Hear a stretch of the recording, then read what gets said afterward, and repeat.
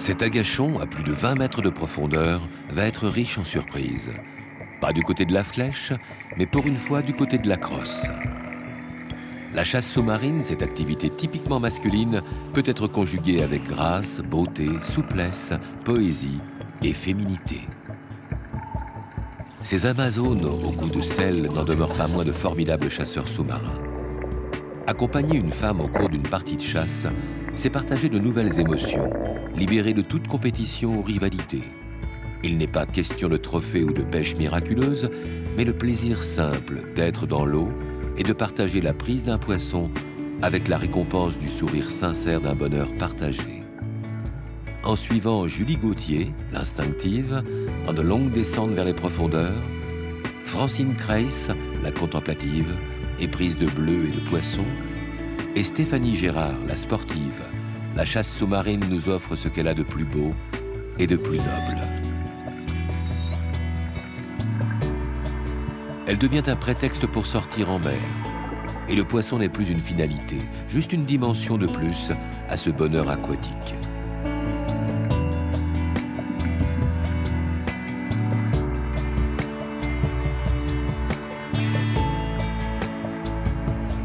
Laissons ces drôles de dames nous entraîner dans leur passion commune, entre agachons, coulées, chasse à trous et beaux poissons.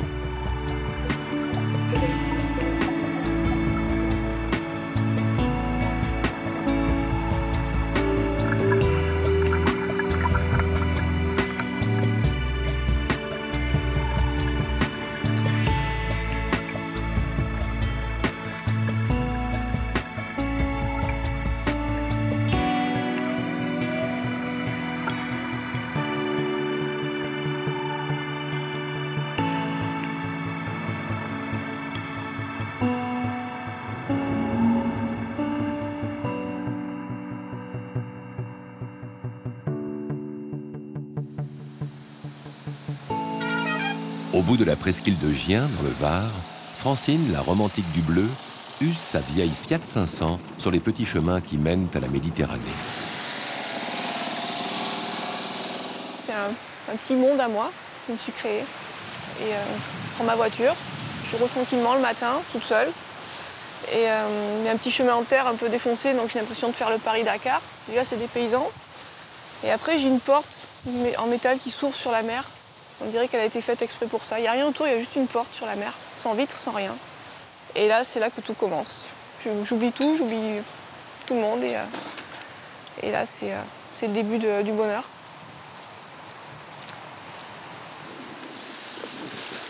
J'aime bien être seule. Je recherche l'évasion, une coupure avec l'agitation, les contraintes, tous ces gens qui s'énervent pour rien. Alors que moi, c'est le silence, c'est le bleu et puis pouvoir évoluer dans une espèce de matière, un magma un peu liquide, comme une caresse. Enfin, petite, j'avais un peu des vacances au bord de la Méditerranée. Et je m'étais promis dans ma tête qu'un jour, j'habiterais au bord de l'eau, au bord de la Méditerranée. Et le rêve, m'a rattrapée, quoi. Et je me suis retrouvée voilà, à 50 mètres du bleu et à pouvoir y aller quand je voulais. Donc ça, je crois que c'est le plus gros luxe qu'on puisse avoir. Ça vaut tout ce qu'on peut avoir sur la terre, c'est ça, quoi. Avoir la mer à portée de palme et y aller quand on veut. Au détriment du travail, du reste, mais on y va, quoi. Moi, le grand bleu, j'ai pas eu le droit de le voir parce qu'on va pas ne voulait pas, c'était trop violent pour moi. Donc je l'ai vu très tard et qu'une fois, c'est pas un truc qui m'a marqué. Le coup d'aller chercher un peu la mort au fond de l'eau, très peu pour moi. Moi, si je vais chercher la vie, je vais chercher le jeu, je vais chercher... Moi, c'est plutôt un cartoon. Le sous-l'eau, pour moi, c'est un monde animé. C'est pas du tout un monde mystérieux avec des côtés spirituels de la chose. Non. Moi, c'est une grande cour de récréation avec des copains, c'est des poissons et puis voilà, quoi. C'est un peu bisounours comme vision, mais elle me convient assez. Elle est plutôt positive.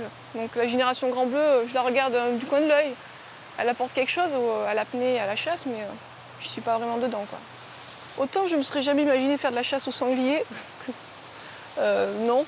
Mais le poisson, ça me dérange pas parce que pour moi, c'est plus un trésor.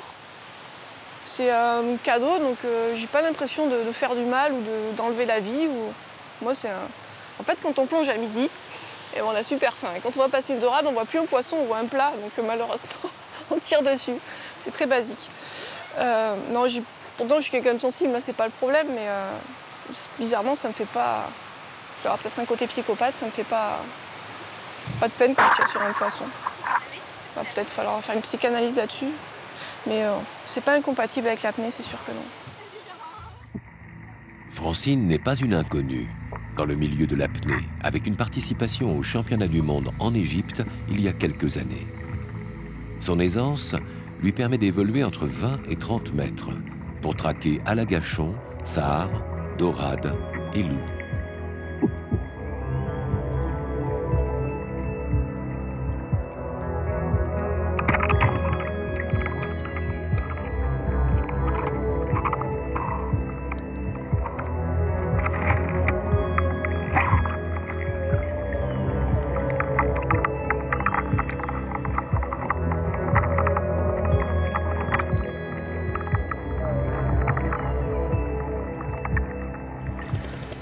Francine découvre volontiers des nouveaux terrains de jeu avec une autre fan de chasse, Stéphanie.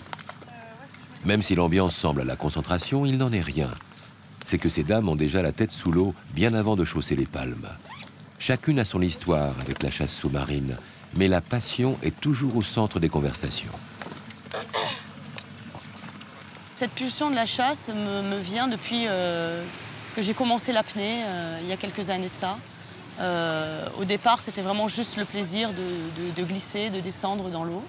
Et puis, il m'est venu vraiment cette pulsion d'attraper le poisson pour me dire c'est moi qui l'ai eu, c'est moi qui l'ai chassé et c'est moi qui vais le manger. Ça m'est venu à force de pratiquer l'apnée en mer. En mer, il y a vraiment trois sentiments différents que je peux ressentir. Il y a vraiment le sentiment le plus fort dans la chasse, c'est l'excitation avant, l'état de prédateur pendant et le plaisir de ce qu'on a récolté après. Première dans l'eau, Stéphanie, pour une coulée d'échauffement.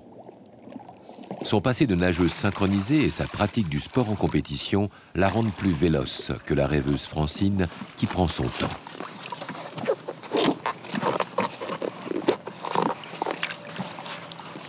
Elle est bonne, hein? Ouais.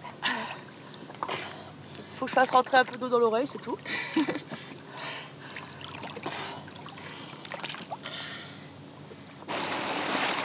La nouvelle s'est répandue très vite que 2 naïades avaient quitté le port ce matin. Serait-ce déjà le premier admirateur qui arrive? En fait, il s'agit d'un ami de Stéphanie, Eric Crisotto, un excellent compétiteur qui chasse régulièrement avec elle et qui lui donne de précieux conseils avec beaucoup de gentillesse. Comment ça va? Ça Ça va, fait longtemps que je t'avais pas vu. avec le beau temps. Alors, qu'est-ce que tu fais de beau? Bah, je chasse un peu là. Ouais? Ouais, j'étais un peu sur les îles, j'ai fait 2-3 poissons. Ok. Et, Montre un peu? J'ai fait un beau sard. Ouais, dis donc. Et je me suis fait plaisir, j'ai fait quelques rougets. Ouais, tout ça, c'est ce qu'on prendra pas, quoi. Merci. Bravo. Je te présente Francine. Enchanté. Enchanté. Eric, on est là de... Bah, nous, on vient d'arriver, hein. D'accord. Voilà, donc... On essaie d'attraper des rougets, mais il n'y en a plus. Non, mais je les ai pris ailleurs. Tu hein, nous en ici, as il doit y laissé un avoir. peu quand même. Ouais. Ça vous dérange pas si je me mets à l'eau avec vous? Ah bah non, carrément, super, D'accord, viens. comme ça, T'as on va encore un faire peu de force? On va faire quelques câlins ensemble. Ça arrivera pas, ça pourrait être chouette. Voilà. En plus, je connais bien le secteur, donc je vais essayer de vous montrer 2-3 coins. D'accord. Allez, super, merci Eric. Allez, ça roule, je m'équipe et j'arrive.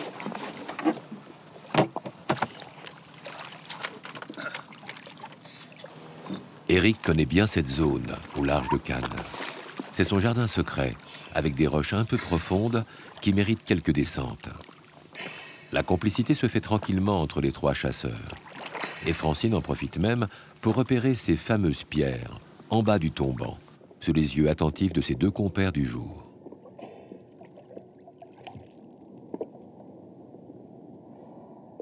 On dirait un dauphin dans l'eau.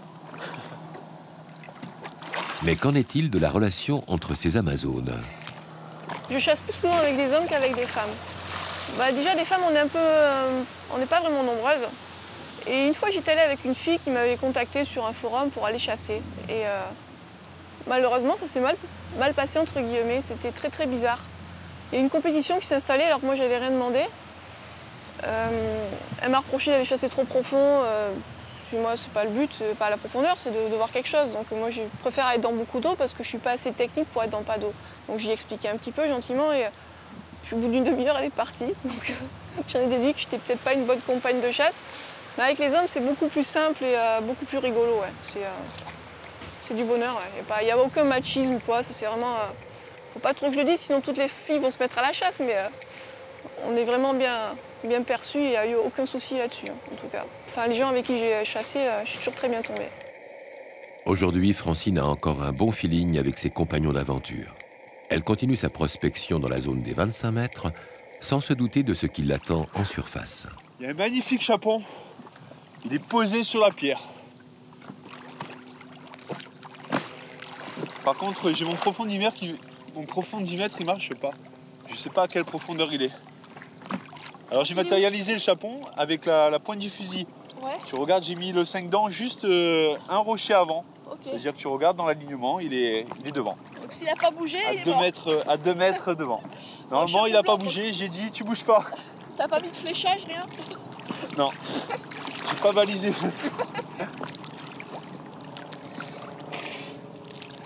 Le chapon se trouve 25 mètres plus bas.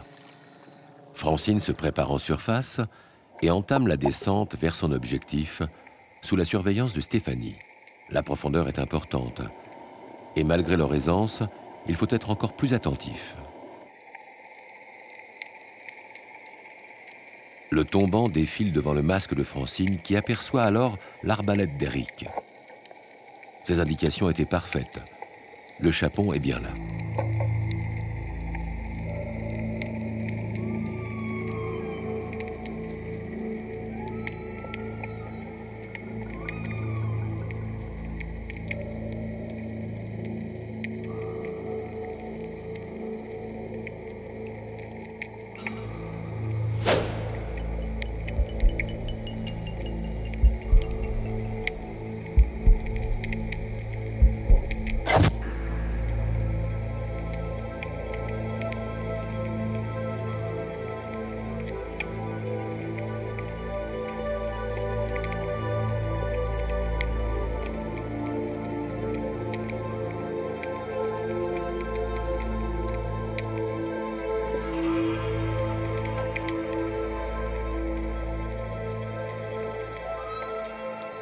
L'apnée semble très longue depuis la surface.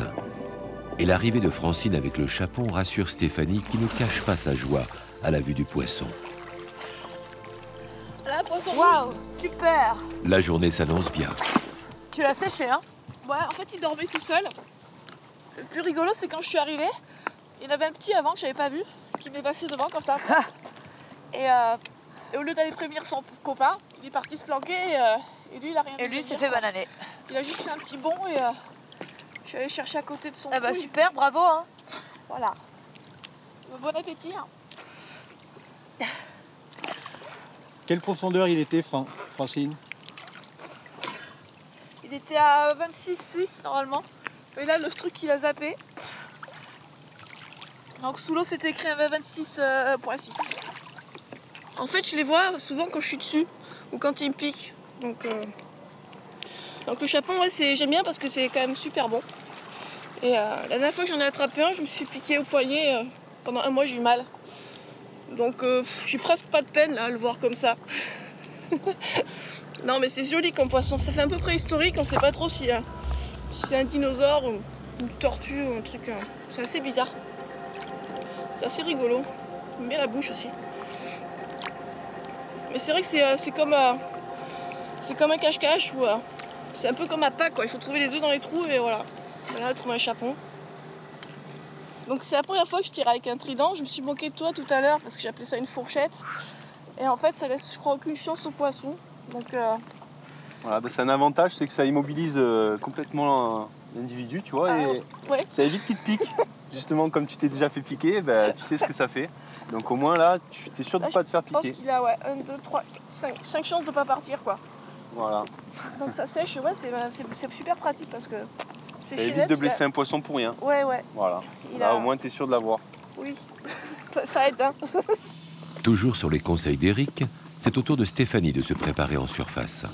C'est une adepte de la chasse à trous.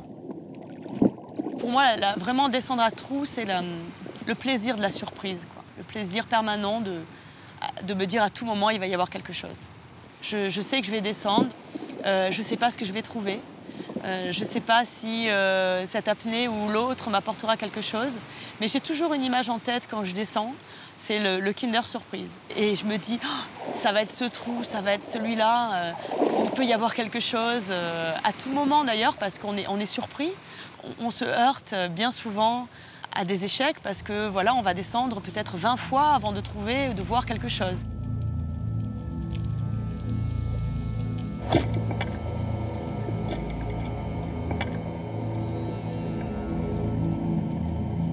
Ce sera donc la journée des chapons. Dans cette quête, le plus dur n'est pas le tir, mais bien de l'apercevoir derrière son extraordinaire mimétisme. Seul un œil exercé le repère rapidement. C'est là que l'expérience prend toute son importance.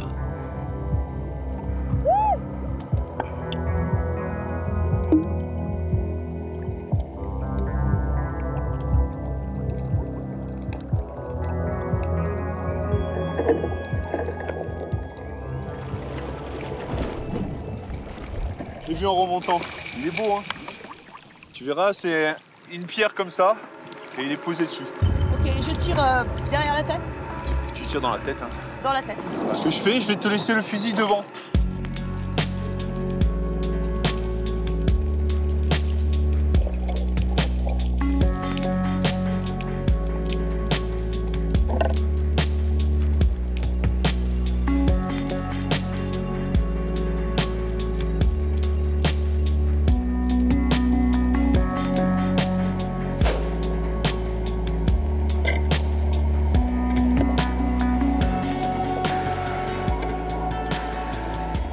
Fléchée à plus de 20 mètres, la remontée n'est pas qu'une partie de plaisir. Mais Stéphanie a encore de la marge. Elle est juste impatiente de montrer sa prise en surface. Il était planqué à 21 mètres celui-là. Il a bien failli partir et j'ai rattrapé.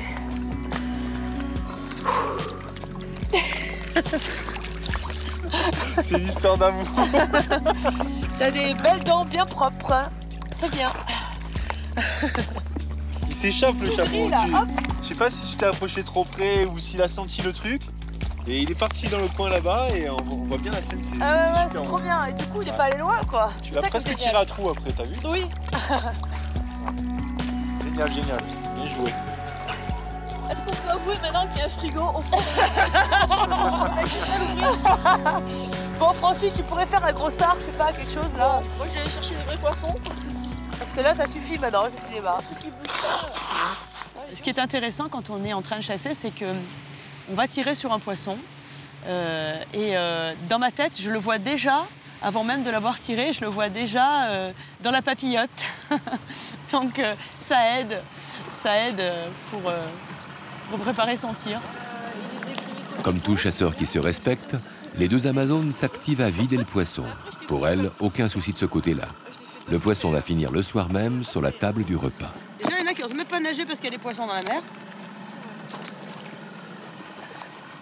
Je supporte pas de chasser un poisson qui se mange pas. Ça, c'est un truc, il faut qu'il soit bon. Il me faut du poisson noble. Donc les sopes, une fois j'ai tiré un mulet, au moment où j'ai mis la flèche dedans, j'ai compris qu'il n'allait pas me faire envie ce truc-là. Donc j'ai donné un chat parce que bon, le mulet m'a pas fait envie. Il paraît que ça peut être bon.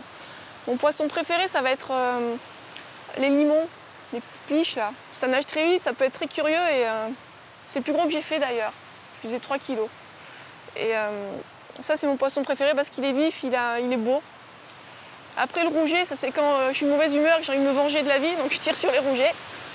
C'est facile, c'est ingrat, mais c'est très très bon. Après, ça va être les doras, les dentis, bien sûr. Mon poisson roi, c'est le denti, c'est le plus beau, c'est le plus noble. Et il a une gueule de voyou et ça, je raffole. Plus il est gros, plus il a une sale tronche. Et ça, c'est vraiment le poisson intelligent. J'aime bien regarder dans les yeux, j'aime bien le regarder nager, il me fascine en fait.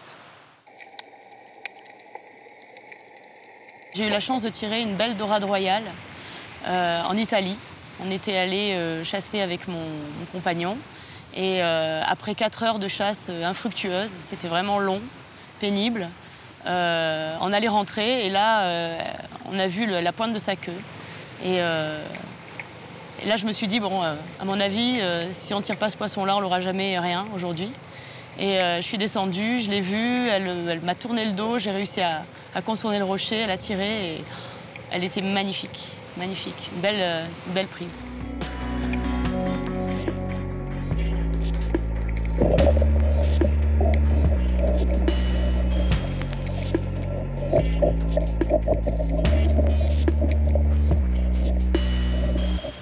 C'est un poisson méfiant, la dorade. Donc c'est pas évident d'en trouver qui restent quand on les a vues. Les dorades, en général, elles sont supra-intelligentes. Et quand elles nous ont détectées, c'est fini, elles s'en vont et on les revoit plus en général. Si je suis à l'Agachon, par exemple, je me dis là, de toute façon, elle ne repassera pas. Ou je l'ai maintenant, ou je ne l'aurai pas. Donc j'essaie vraiment de continuer le plus possible mon apnée pour qu'elle s'approche. Et j'essaie de me concentrer au maximum en me disant qu'il n'y a vraiment qu'un seul tir et que je pourrais pas la louper. La chasse au féminin n'est pas une mince affaire. Beaucoup de chasseurs hommes critiquent, comparent et débattent des avantages ou des inconvénients des femmes qui osent s'attaquer à leur discipline. Les avis sont très partagés et la jalousie pointe parfois le bout de son arbalète lorsqu'il les voit évoluer avec une telle aisance. Les femmes auraient-elles plus de facilité dans la pratique de l'apnée et de la chasse? Côté fluidité, peut-être sous l'eau. Je pense qu'elles doivent peut-être gagner en fluidité. Après, c'est sûr qu'il y a des hommes qui descendent. On ne sait pas trop si ce sont des hommes ou des armoires normandes, quoi. C'est pas forcément très fluide.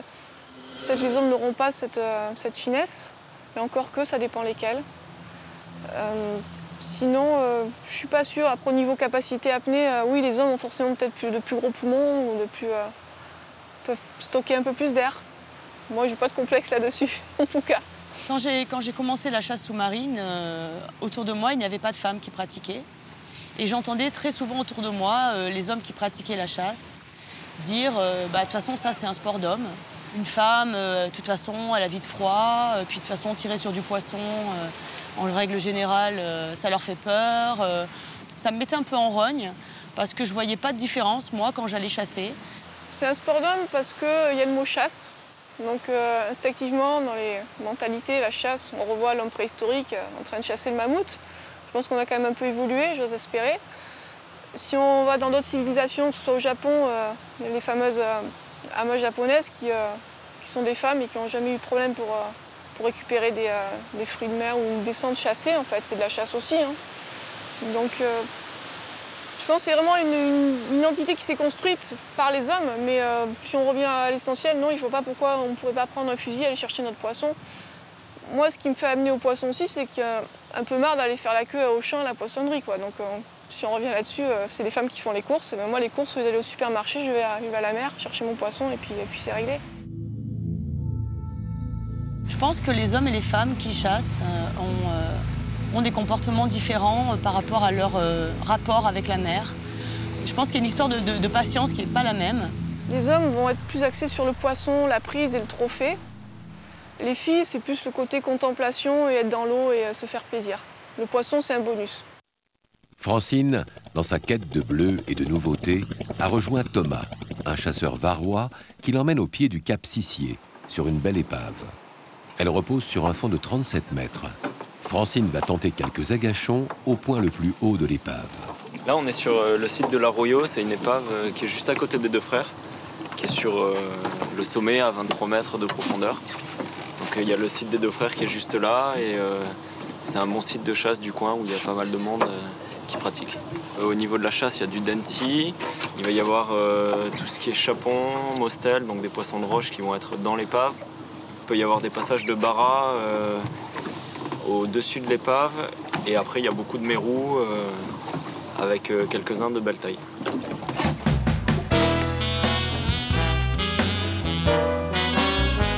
Chasser avec des femmes a beaucoup d'avantages. Ce n'est pas seulement la différence de forme qui en fait un binôme fort apprécié et très recherché. Malgré ses atouts très féminins, Francine est avant tout un chasseur sous-marin quand elle part en mer.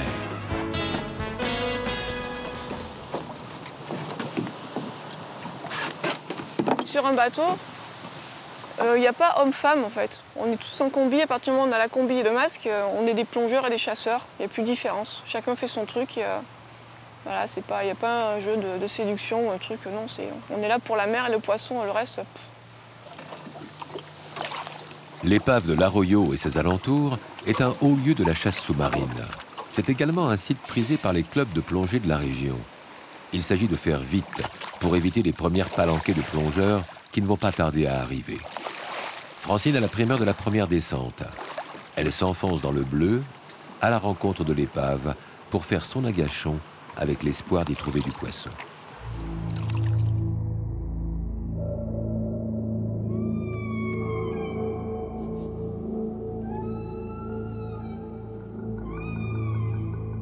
Ma technique préférée, c'est l'agachon. Donc c'est descendre le plus profond que je peux sur l'action et me déconnecter de la surface. Et en fait, l'agachon, ça permet de se poser à un endroit confiné, avec le bruit de la surface qui s'éloigne. Et je sais pas, c'est comme une bulle, comme un couffin, on se met dedans, on attend que les poissons, on est tout seul, souvent dans le froid, et on attend qu'un poisson vienne nous réconforter quelque part. Donc on est là, on cherche. Parfois il se passe rien, c'est long. Donc l'agachon, c'est vraiment quelque chose qui me plaît. C'est l'attente au fond, dans les bras de la mer en fait. On est vraiment dans les bras de la mer et on attend qu'il se passe quelque chose, qu'elle nous envoie un petit signal ou un petit cadeau. Et puis après, il y a la remontée, c'est un autre voyage. Doucement, on se prépare à rejoindre la surface et à se rappeler qu'on est là, quoi.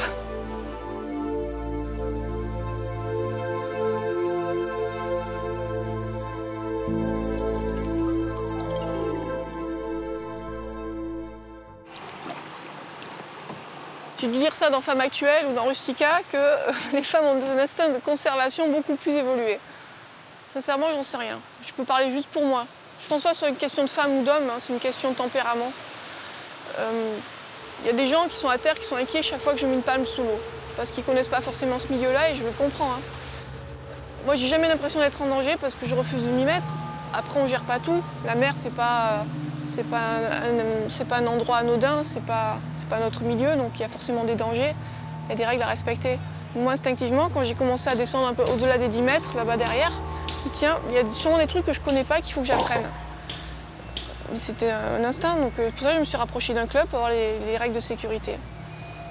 Après, elles sont simples, hein. On a envie de respirer, on remonte, c'est tout. Après, la vie ne vaut pas un poisson, voilà, je pense que c'est les deux choses à retenir. Donc après, le but c'est de se faire plaisir et de pouvoir revenir à terre pour pouvoir retourner sous l'eau.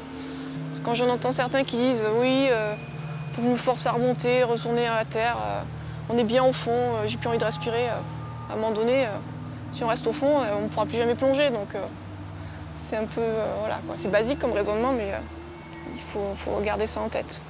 La sécurité, moi, je ne pense pas être à côté. Je majore toujours mes apnées, je ne cherche pas à pousser au-delà. Parce qu'au bout d'un moment, ce qu'il faut se dire, que ce soit à l'agachon ou en apnée, quand on n'a plus d'air, ça brûle au fond. Donc c'est plus un plaisir. Donc quel intérêt? Bon, ça prend même pas 30 secondes de remonter et de redescendre. Donc on remonte et on redescend. Non, si on parle vraiment d'appréhension et tout, c'est plutôt l'inverse parce qu'avec le niveau d'apnée qu'elle a, c'est plus rassurant au niveau de la sécurité de savoir qu'elle est là, puisque on sait qu'elle a de la marge si jamais il y a un problème par rapport à nous, enfin, par rapport à moi dans mon cas. L'épave est riche en surprises, comme ce mérou de belle taille qui se tient devant son antre. Il est un peu le maître des lieux. Il reste méfiant, même s'il sait qu'il n'a rien à craindre des chasseurs. Les descentes se succèdent, mais le poisson se fait rare, à part quelques sards à l'arrière du navire. Au-dessus du fond, sur le sable, des dentilles évoluent tranquillement, trop loin de l'épave pour être à portée des flèches des chasseurs.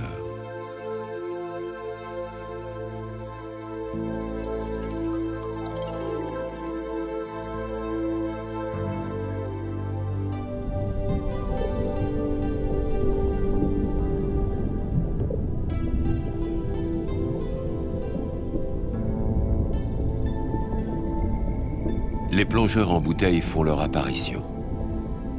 Le bruit des bulles fait fuir les rares poissons qui étaient présents sur le dessus de l'épave. Francine prolonge un peu son agachon et tente de se rapprocher de quelques sards qui restent malheureusement hors d'atteinte. La partie de pêche se termine ainsi. Francine va échanger volontiers son arbalète contre un appareil photo et son caisson étanche. Un autre type de chasse peut maintenant commencer. Peut-être parce que j'en ai eu assez de pas attraper de poissons, revenir les mains vides, je dis si je remontais des images. C'est pas forcément plus simple, mais c'est plus ludique, on va dire. C'est très proche de la chasse sous-marine. On est toujours à la recherche de quelque chose, on essaie de donner un sens à sa plongée. Et j'ai vu qu'en apnée, on pouvait faire quelque chose de bien et vraiment retranscrire les couleurs sans rajouter de flash, de trucs. Et là, j'ai vraiment eu un déclic et j'ai dit je veux aller vers ça, quoi. Et là, c'est vraiment le truc qui me porte en ce moment, c'est ça. Je pense que j'ai jamais fait de syncope ni de samba en chasse sous-marine. Mais je dis pas qu'en photo, ça m'arrivera pas. Parce que je suis encore plus à cran et j'ai vraiment envie d'avoir le cliché qui va bien. C'est encore plus passionnel, j'ai l'impression. Que ce soit l'appareil photo ou le fusil de chasse, c'est toujours la rencontre avec le poisson qu'on va chercher. Donc, à un moment donné, le poisson va rester sauf et de notre côté, il va finir coupé en deux. Ça dépend de mon humeur du matin. Et puis si j'ai faim.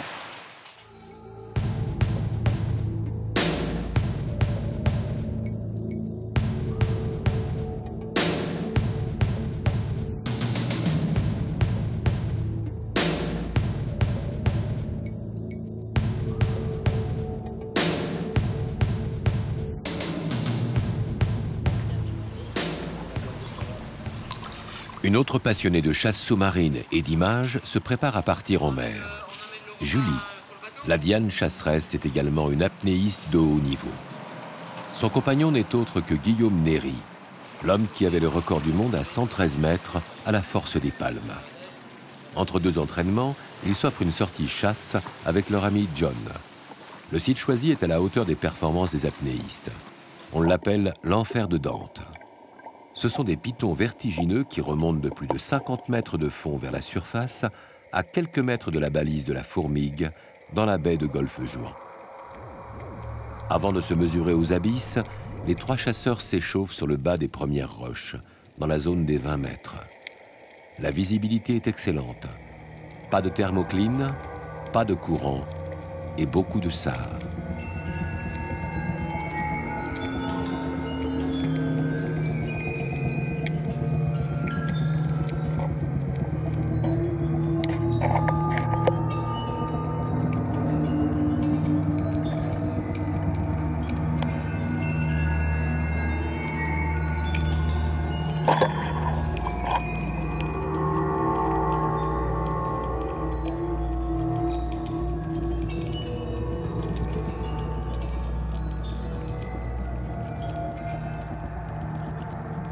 Julie et Guillaume se connaissent très bien. Ils s'entraînent tous les jours ensemble. Et les réflexes mis au point pour l'apnée reviennent aussitôt en chasse, comme par exemple venir à la rencontre du chasseur qui remonte.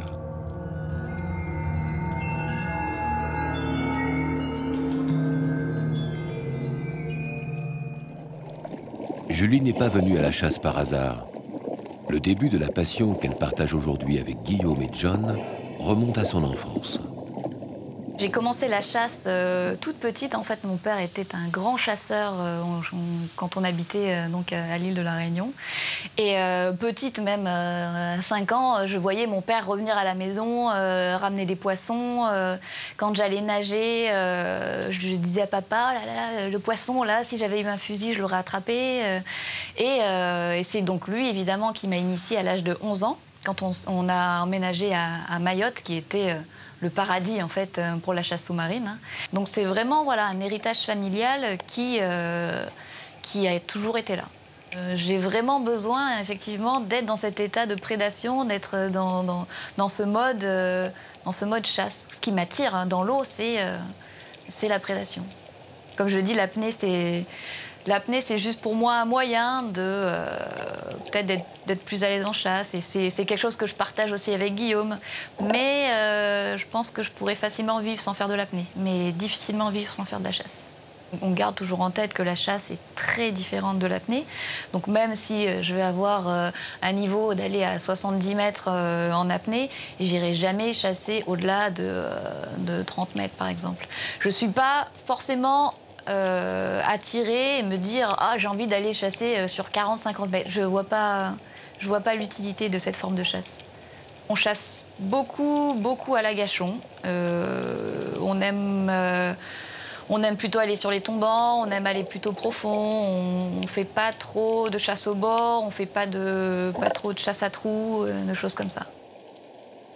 Dans sa pratique de la chasse profonde, Julie affectionne tout particulièrement la traque du denti, qui pour elle représente le Graal du chasseur. Un poisson qui va être très difficile, qui va vachement se cacher et qui va être difficile à attraper, je vais vraiment développer une espèce d'instinct de voilà, j'ai vraiment envie d'attraper ce poisson parce qu'il m'échappe en fait. Après, en Méditerranée, on a toujours voilà, le rêve de voir la grosse liche passer, mais je peux me passionner pour une traque au rouget. Bon, c'est peut-être pas très excitant, mais voilà, une traque, quelque chose qui soit pas donné, qui soit pas évident. Les portes de l'enfer de Dante et sa paroi vertigineuse se rapprochent progressivement. Les apnées deviennent de plus en plus longues et profondes. Le poisson est là. Dorade, denti, gros sard.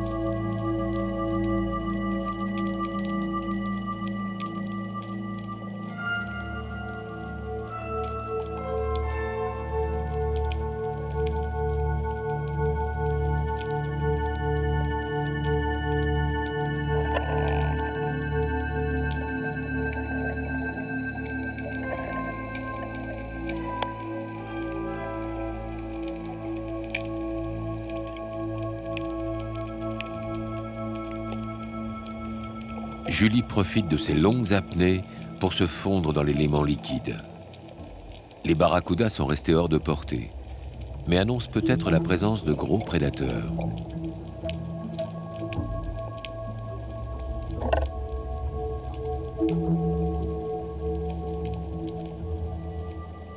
Julie, c'est vrai qu'elle vient des tropiques, donc elle a une connaissance du poisson en général.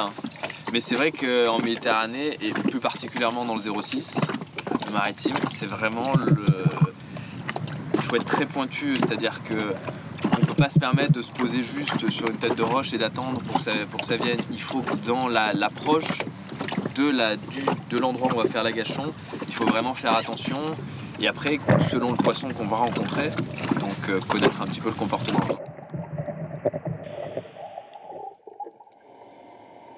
Guillaume a terminé sa préparation en surface. Son canard va l'entraîner 42 mètres plus bas. L'enfer de Dante est à l'aplomb de ses palmes.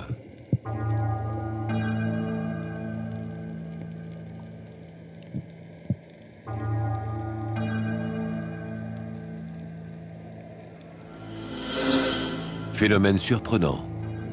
Les castagnols qui évoluent en pleine eau se sont fondus soudainement avec le rocher à l'approche du chasseur, avant de s'écarter et de lui ouvrir les portes de l'enfer. Le tombant défile.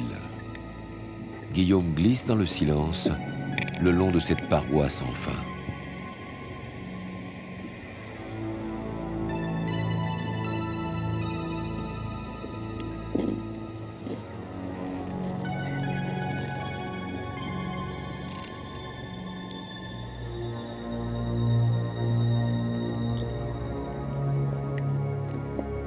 À l'approche du fond, il choisit un poste d'agachon, au bas du tombant. L'attente commence, longue et insidieuse.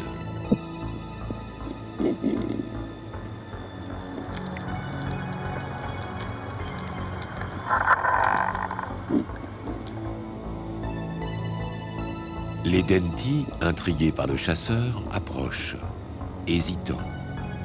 Ils restent hors de distance de tir pour le moment. Malgré les capacités hors normes du champion d'apnée, le temps commence à faire son effet. Les poumons réclament de l'air. Il faut tenter un tir.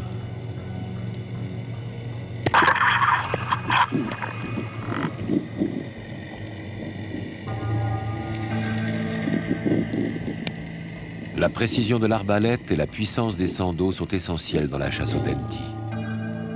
Lorsque les tirs sont effectués de loin, au-delà de 4 mètres, la flèche doit conserver sa vitesse et sa force de pénétration.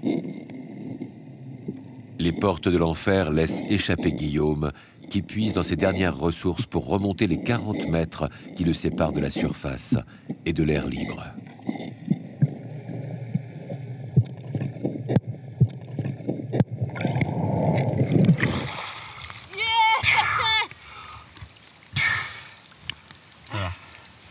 J'étais à 40, je pense. Oh, il est beau. Eh, le tir, les deux balles, il était loin, putain. Elle est trop beau le tir en plus. Voilà. Et il était loin. Hein. Oh, il était en train de se barrer, j'ai fait allez, je tente. J'ai fait 2 coups de palme comme ça. Bam. Et le fusil, c'est une tuerie. C'est une tuerie, ton fusil. Dès qu'il y a un des apnistes, enfin des chasseurs qui descend un peu plus profond, quand on commence à chasser un peu plus profond, on descend systématiquement à la rencontre de son partenaire et on fait les derniers mètres avec lui. Surtout quand on a entendu qu'il a tiré un poisson. Comme ça, souvent, on récupère le fusil et on laisse l'autre remonter tranquillement à la surface.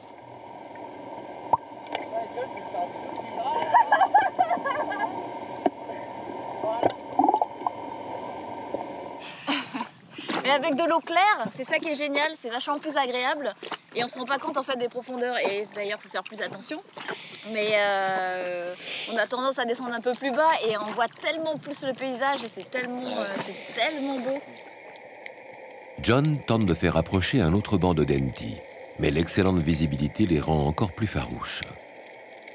John, pour moi, c'est mon mentor en Méditerranée. Parce que c'est vrai que, comme je disais, c'est une chasse hyper technique qui est vachement différente de la chasse en tropicale. Et moi, j'ai pas du tout les clés pour chasser ici. Et c'est hyper important pour progresser de chasser avec des gens comme ça qui ont vachement d'expérience, qui commencent à beaucoup chasser, qui commencent à bien connaître le poisson et qui commencent à bien toucher au niveau chasse et au niveau technique. Et voilà, c'est vachement agréable parce qu'il donne toujours plein de conseils et il n'est pas du tout avare de... Voilà, au niveau technique, au niveau poisson, il va toujours me laisser, me dire où aller, où descendre, quoi faire et me corriger sur plein de choses, quoi. Et puis moi, il m'a fait comprendre qu'il n'y a pas besoin d'aller forcément... que poisson ne veut pas dire profond. Que le poisson, il est partout. Alors, moi, je peux aller le chercher pour l'instant que profond parce qu'il est moins méfiant. mais globalement, il y en a partout de poisson. Une arbalète au poing est loin de l'image que l'on peut se faire des femmes. Mais pour Julie, la chasse sous-marine est une passion dévorante. J'ai cette partie de ma personnalité qui est un petit peu garçon manqué.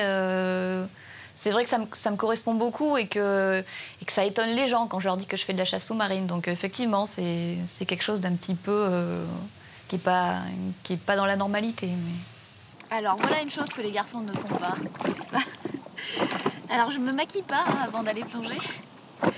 C'est de la crème solaire. C'est pour éviter d'avoir la super trace de masque du chasseur typique qui est très très moche. Et donc j'essaye d'éviter ce genre de choses. Une fois qu'on est dans l'eau, je suis plus une fille ou mon partenaire, c'est plus un garçon, on est un binôme. Et il n'y a plus de notion de je suis une fille qui chasse, je chasse avec une fille, je chasse avec un garçon. C'est déjà très compliqué de trouver son binôme et de trouver quelqu'un avec lequel on s'entend. Je suis plutôt à la recherche d'une éthique, de quelqu'un qui a la même éthique, qui a la même manière de chasser, la même manière de voir le poisson, plutôt qu'à me dire « Ah, je veux absolument chasser avec une fille ». Cette éthique, elle la retrouve bien sûr avec Guillaume et John. Le message sur le respect de l'environnement et la connaissance du milieu est bien ancré aujourd'hui dans la mentalité de la plupart des chasseurs. Prendre du plaisir à être dans l'eau, savoir observer le milieu, être à l'écoute de ses sensations, sont les leitmotifs de ces 3 passionnés de chasse. Même si le poisson n'est pas toujours dans la ligne de mire de l'arbalète, chaque descente permet d'enrichir son expérience.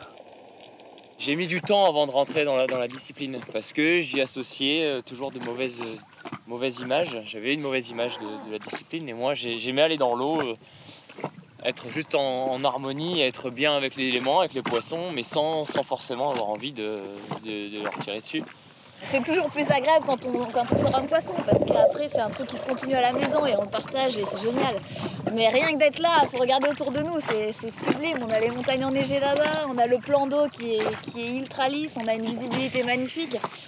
Et ouais, rien que pour le côté exploration, c'est aussi c'est un pur bonheur.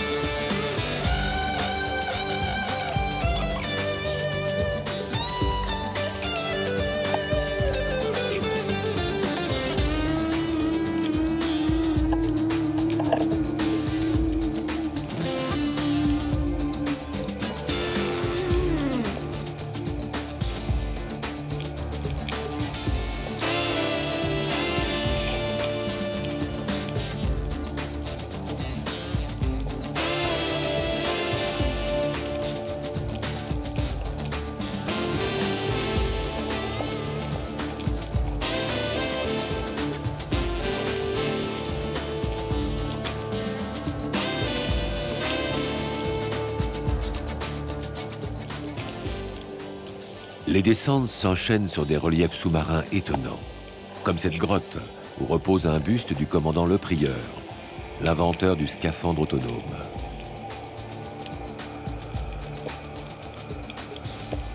Toujours à la recherche de son poisson, Julie aperçoit de l'autre côté d'une faille un denti de belle taille, qui ne prendra pas le risque de s'aventurer trop près de l'Amazone. Serait-ce une sortie sans poisson pour Julie ?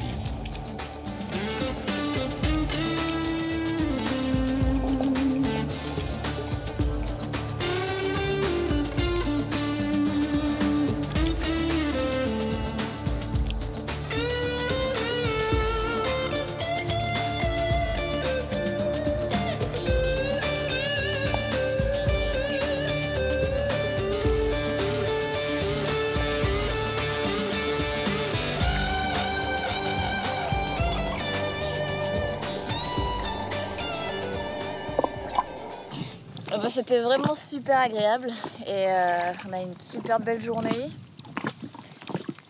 une eau super claire et on a fait un beau poisson.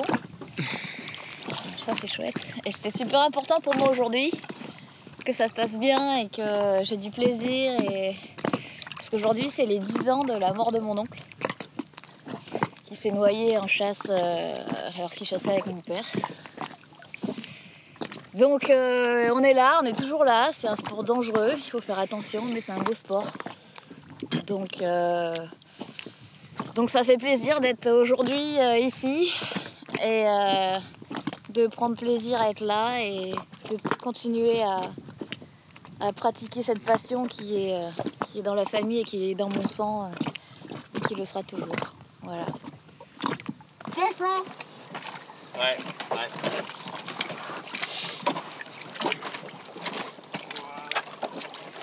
Ouais, c'est cool parce qu'en plus, les dentis sont méfiants donc ça l'a pas effrayé quoi.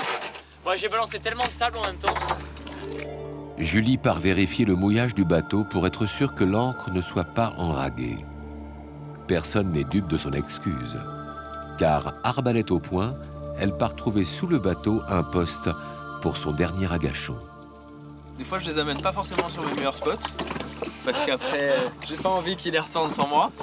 Donc non, mais c'est un coin que j'aime bien, où j'aime bien les emmener parce qu'il y a vraiment toutes les profondeurs.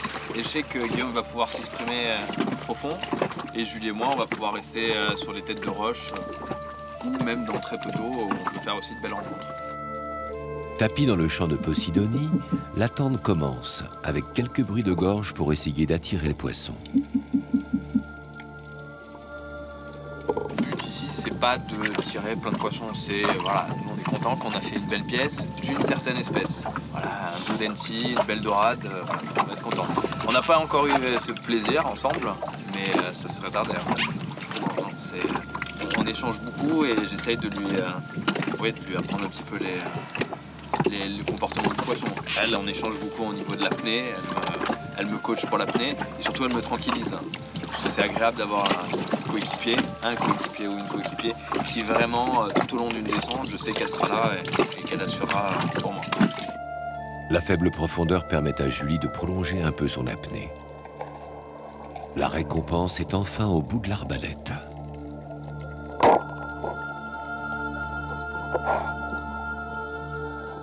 Ouais, bon, le seul souci avec les deux, c'est qu'ils ont un ventre à la place de l'esprit, donc dès qu'ils peuvent tirer un poisson pour pouvoir le manger, ils tapent, peu importe la maille. Hein. Oh non! Oh, c'est pas vrai! On va les manger.